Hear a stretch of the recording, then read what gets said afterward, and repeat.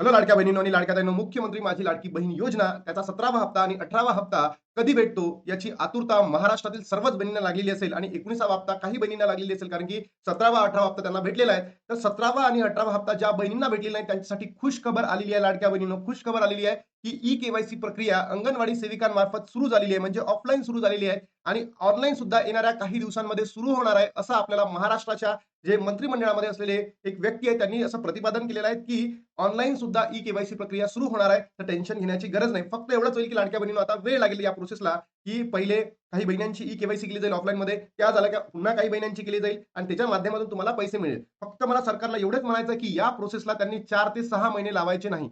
जर सरकारने त्याच्याबद्दल 4 ते 6 महिने लावले, तर एवढे पैसे तुम्हाला एक सोबत देणं नेक्स्ट टू इम्पॉसिबल आहे. पण 17वा आणि 18वा हप्ता सोबतच आता जर तुम्ही पात्र झाल्यात या महिन्यामध्ये, तर 19वा हप्ता असे सगळे पेंडिंग हप्ते तुम्हाला मिळणार का? सोबतच आपल्या जिल्हा परिषदेच्या निवडणुकांमध्ये बदल झालेला आहे. कारण आपल्या महाराष्ट्राचे जे उपमुख्यमंत्री साहेब आहे, अजितदादा पवार यांचं काय कालच तुम्ही बघितलं असेल अंतिम संस्कार करण्यात आले. तर त्याच्यामुळे थोड्याशा निवडणूक तारखांमध्ये बदल करण्यात आला आहे. त्याचबरोबर अंगणवाडी सेविकांना अर्ज कसा सादर करायचा, सेल्फ डिक्लेरेशन काय, प्रतिज्ञापत्र काय, सगळं मी तुम्हाला या व्हिडिओच्या माध्यमातून सांगतोय. बघा, राज्य निवडणूक आयोगाने अशा पद्धतीचे एक नोटिफिकेशन जारी केलेलं आहे आणि त्याच्यामध्ये सांगितलं आहे की जिल्हाधिकारी यांनी निवडणुकीच्या सुधारित कार्यक्रमांची सूचना प्रसिद्ध करण्याची तारीख 31/1/2026 आहे. म्हणजे उद्याला हे सूचनापत्रक प्रसिद्ध होतील. त्यानंतर मतदानाची जी तारीख असणार आहे ती 7 फेब्रुवारी 2026 असेल, म्हणजे शनिवारी. पहिले ही तारीख 5 फेब्रुवारी होती आणि मतमोजणी तारीख ही 9 फेब्रुवारी आहे. पहिले ती 7 फेब होती आणि नंतर 11 तारखेला, म्हणजे 9 तारखेला इथे पब्लिश होणार होते नावं, पण आता किती 11 तारखेला ते पब्लिश होणार आहे. तर याचा आपल्या लाडकी बहीण योजनेवर प्रभाव पडू शकतो का? तर याचं उत्तर आहे लाडक्या बहिणींनो, नाही. या जिल्हा परिषदेच्या निवडणुकीचा आपल्या लाडक्या बहीण योजनेवर काहीही परिणाम होणार नाही आहे. पण मी तुम्हाला हे सांगतो की या 7 तारखेच्या अगोदर 7 तारखेच्या अगोदर 7 तारखेच्या अगोदर तुमच्या अकाउंटला ₹1500 जमा होतील. ज्या बहिणींना 17वा हप्ता भेटलेला आहे, ज्या बहिणींना 18वा हप्ता भेटलेला आहे, त्या बहिणींच्या अकाउंटमध्ये 19वा हप्ता म्हणजे जानेवारीचा हप्ता पाठवला जाईल, असं या ठिकाणी सांगण्यात येत आहे. आणि सोबतच ज्या बहिणींची आता पडताळणी होईल, म्हणजे अंगणवाडी सेविकांमार्फत जर पडताळणी झाली, तरच तुम्हाला 17वा 18वा हप्ता दिला जाईल किंवा 19वा हप्ता दिला जाईल. अन्यथा तुम्हाला कोणतेही हप्ते दिले जाणार नाही. हे सुद्धा तुम्ही लक्षात घेणं गरजेचं आहे. कारण इतक्या कमी दिवसांमध्ये जर तुम्ही बघितलं असेल, या 7 दिवसांमध्ये, 7 म्हणतो 8 दिवसांमध्ये, उद्याची 31, एक ऑलमोस्ट 7 तारखेपर्यंत पॉसिबलच नाही ना लाडक्या बहिणींनो. ही सगळी प्रोसिजर होणं, की अंगणवाडी सेविका तुमचे ई-केवायसी करतील आणि मग त्याच्यानंतर ते पुढे पाठवतील, बरोबर, अर्ज.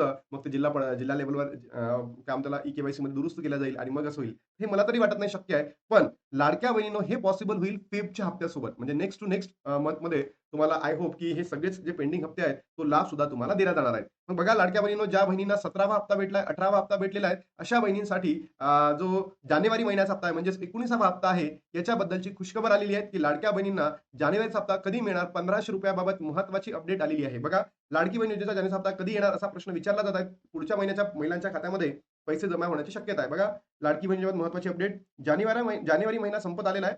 पुढच्या महिन्यात अनेक गोष्टी बदलणार आहेत. त्याआधी लाडकी बहीण योजनेचे हप्ते कधी होणार, असा प्रश्न महिलांना पडलेला आहे. लाडकी बहीण योजनेत दर दर महिन्याला ₹1500 दिले जातात. डिसेंबरचा हप्ता महिलांच्या खात्यात जमा झाला आहे. त्यानंतर आता जानेवारीचा हप्ता कधी येणार, हा सर्वांना प्रश्न पडलेला आहे.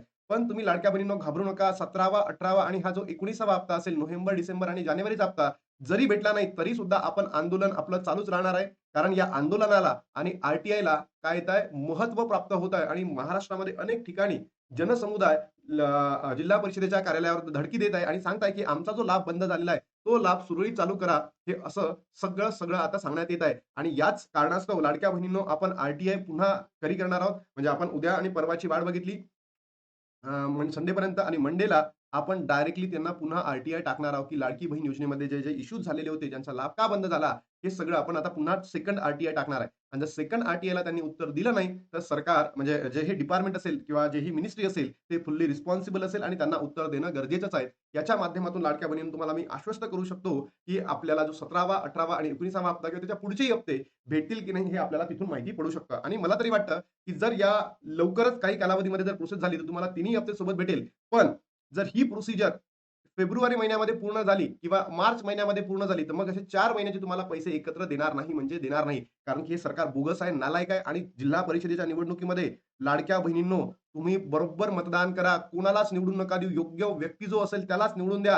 हे जे सरकार आहे, सरकारमध्ये बसण्यासाठी तुम्हाला पैसे देतं. तुम्हाला ते एक पॉलिटिकल सायन्समध्ये एक म्हण आहे, कॅरेट अँड स्टिक पॉलिसी म्हणजे कॅरेट म्हणजे काय, की तुम्हाला पहिले दाखवायचं बाबा हे कॅरेट आहे की 1500 रुपयांनी मला वोटिंग करा. असं करू नका. हे सरकार नालायक आहे, बोगस आहे. तुमचा फक्त आणि फक्त निवडणुकीसाठी वापर करता. निवडणूक संपल्या की तुम्ही त्यांच्यासाठी काहीही नाही आहात. तुम्ही फक्त आणि फक्त बाहुले आहेत. म्हणून लाडक्या बहिणीनो आता सुद्धा समजून घ्या. निवडणुकीमध्ये योग्य माणसालाच मतदान द्या, जे की आपल्याला कधीच अपात्र घोषित करणार नाही आणि आपल्या लाडक्या बहिणींचा जो लाभ आहे तो सरसकट सुरू राहतील. 1 करोडपेक्षा जास्त बहिणी अपात्र केलेल्या या ढोंगी सरकारनी, नालायक सरकारनी, बोगस सरकारनी आणि आपल्या लाडक्या बहिणीचा पैसा कुठे वापरला? निवडणुकीमध्ये वापरला महानगरपालिकेच्या. जिल्हा परिषद निवडणुकीतील लाडकी बहिणीच्या योजनेचा हप्ता देणार असल्याचे बोलले जात आहे. दरम्यान आता लाडकी बहीण योजनेच्या हप्त्यासाठी निधी देण्यात आलेला नाही. त्यामुळे हप्ता येण्यास उशीर होऊ शकतो. जिल्हा परिषद निवडणुका 5 फेब्रुवारीला होणार होत्या. दरम्यान आता निवडणुका पुढे ढकलल्या आहेत. 7 फेब्रुवारी रोजी मतदान आहे. तर मला असं वाटतं की 6 जानेवारीला 6 फेब्रुवारीला तुमच्या अकाउंटला पैसे येऊ शकतात. 9 फेब्रुवारीला मतमोजणी होणार आहे. त्यामुळे हप्ता कधी येणार की आणखी लांबणीवर जाणार असा प्रश्न विचारला जात आहे. मग तुम्ही म्हणाल आपल्या महाराष्ट्राचे वित्तमंत्री तर जे अजितदादा पवार यांचं दुःखद निधन झालं. तर काही टेन्शन नाही लाडक्या बहिणीनं याच्यावर. ही जी आता मिनिस्ट्री रिकामी झाली आहे, ही कोणाकडे जातं? मुख्यमंत्र्यांकडे जातं आणि मुख्यमंत्री साहेब तुम्हाला माहीत आहे, निवडणूक पाहिजे त्यांना, निवडणुकीमध्ये विजय पाहिजे आहेत म्हणून ते काही करू शकतात. तुम्हाला भेटणार म्हणजे भेटणार, टेन्शन नका घेऊ. लाडकी बहीण योजनेचा हप्ता फेब्रुवारीच्या पहिल्या आठवड्यात येण्याची शक्यता वर्तवली जात आहे. मात्र त्यासाठी कोणतीही पावले उचलल्याची दिसत नाहीये. यामुळे जानेवारीचा हप्ता लांबणीवर जाण्याची शक्यता आहे. तर लाडक्या बहिणीची पडताळणी सुरू आहे. येस, लाडक्या बहिणीनं पडताळणी सुरू झालेली आहे. महिला ज्या अंगणवाडी सेविका आहेत, यांच्या माध्यमातून तुमची ई-के-वाय-सी प्रक्रिया सुरू झालेली आहे आणि ती लवकरच पूर्ण व्हावी हीच अपेक्षा आपल्या समोर आहे. कारण जर ही लवकर झाली नाही, तर तुमचे जे हप्ते आहेत, 17 तर गेलाच, 18वाही गेलात, 19वाही जातील, मग 20वा जातील का? 21वाही जातील का? असे जर तुमचे 4 ते 5 महिने या सरकारने लावले, तर अल्मोस्ट 1 वर्ष वाया गेलं ना तुमचं. मग 1 वर्ष जर वाया गेलं, तर राहिलंच किती मग? तर विचार करा लाडक्या बहिणीनो, आता योग्य माणसाला आपल्याला निवडून द्यायचं आहे. मग बघा, ही जी ई-के-वाय-सी प्रक्रिया सुरू झालेली आहे, अशा प्रकारचा लाडक्या बहिणीनो फॉर्म आहे. प्रति जिल्हा परिषद व बाल विकास अधिकारी रायगडचा हा फॉर्म आहे. तर हा प्रत्येक जिल्ह्यांमध्ये असा फॉर्म उपलब्ध आहे. याला सेल्फ डिक्लेरेशन फॉर्म म्हणतात. याला स्वयं घोषणापत्र म्हणतात. यालाच प्रतिज्ञापत्र म्हणतात. आता हे लाडक्या बहिणींनो तुम्हाला सांगायचं तात्पर्य असं, की प्रत्येक जिल्ह्याचं वेगळं-वेगळं असेल. असं नाही की बाबा हा रायगडमध्ये असा आलाय, बुलढाणामध्ये असा आलाय, यवतमाळमध्ये असा आलाय, पुण्यामध्ये आहे. तर प्रत्येक जिल्ह्याचं वेगवेगळं असेल आणि फक्त तुम्हाला काय सांगायचं आहे, इथे आहे ना सगळे जे इन्फॉर्मेशन दिली आहे ती तुम्हाला भरायची आहे. हा सगळा फॉर्म जर तुम्हाला पाहिजे असेल, तर मी पी फॉर्ममध्ये आपल्या डिस्क्रिप्शन बॉक्समध्ये टाकतो. तुम्ही तिथून ते डाउनलोड करू शकता. किंवा लाडक्या बहिणीनं तुम्ही एखाद्या झेरॉक्स कॉपीवर गेला ना, तर तुम्हाला डाउनलोड करून देईल. म्हणजे किंवा अंगणवाडी सेविकांकडे सुद्धा उपलब्ध आहे. त्यांच्याकडून घेऊन तुम्ही त्याची झेरॉक्स मारून त्यांना देऊ शकता.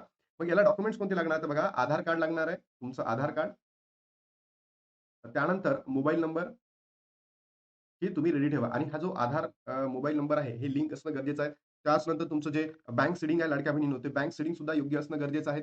सोबतच लाडक्या बहिणींनो, तुमचं राशन कार्ड सुद्धा ठेवा समोर. लागलं तर त्यांना द्या. जे डॉक्युमेंट्स मागतील ते सगळे डॉक्युमेंट रेडी ठेवा आणि त्याच्या माध्यमातून लाडक्या बहिणींनो, आपली ही जी लाभ आहे सुरळीत सुरू होतील एवढीच सरकारकडे अपेक्षा करतो आणि जितक्याही लाडक्या बहिणी खरंच गरजेचं आहे, ज्यांना पात्र असून सुद्धा तुम्ही सरकारने अपात्र केलं नालायक सरकारने, तर पुन्हा त्या पात्र करा आणि या पात्रतेच्या माध्यमातून नंतर कोणत्याही प्रकारची ई-के-वाय-सी किंवा अशा पद्धतीने तुम्ही त्यांना डायरेक्टली गाळू नका. जेणेकरून लाडक्या बहिणीच्या मनामध्ये जो असंतोष निर्माण झालाय सरकारविरुद्ध, हा असंतोश एकदम विकोपाला जाणार नाही आणि सरकारच्या विरोधात आपण पाऊल घेणार नाही. जसं तुम्ही बघितलं असेल तुम्ही कधी नेटवर जर बघितलं असेल सोशल मीडिया जे बॉडी आहे युनिव्हर्सिटी ग्रांट कमिशन यांचे वेगवेगळे सरकारने निकष आणले होते. तर भयंकर मोठं आंदोलन झालं आणि सरकारने त्याला मागे घ्यावं लागलं. तर असंच आंदोलन आता महाराष्ट्रामध्ये सुद्धा होईल. याची सरकारला काय द्यायची आपल्याला चेतावणी द्यायची आहे. जर लाडक्या बहिणींना जर लाभ भेटला नाही, तर आपण संपूर्ण महाराष्ट्रामध्ये आंदोलन करणार आहोत. लाडक्या बहिणींनो, फक्त तुमचा सपोर्ट असू द्या.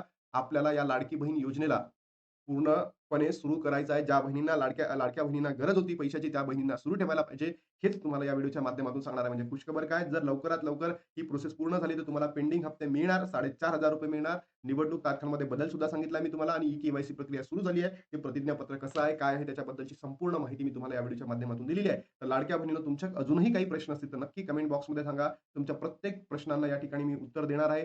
सोबतच लाडक्या बहिणींनो, एवढंच म्हणायचं आहे, की तुम्ही सुद्धा आंदोलनाला रेडी राहा. कारण की हे जे सरकारने जर आपल्या बहिण्यांचा लाभ सुरू केला नाही, तर आपण आंदोलन करणार म्हणजे करणार सरकारविरुद्ध. हे तर आता काळ्या दगडावरची पांढरी रेष आहे. तर लाडक्या बहिणींनो, इथे थांबतो आणि भेटतो तुम्हाला नवीन व्हिडिओमध्ये. तोपर्यंत जय हिंद, जय महाराष्ट्र, जय श्रीराम.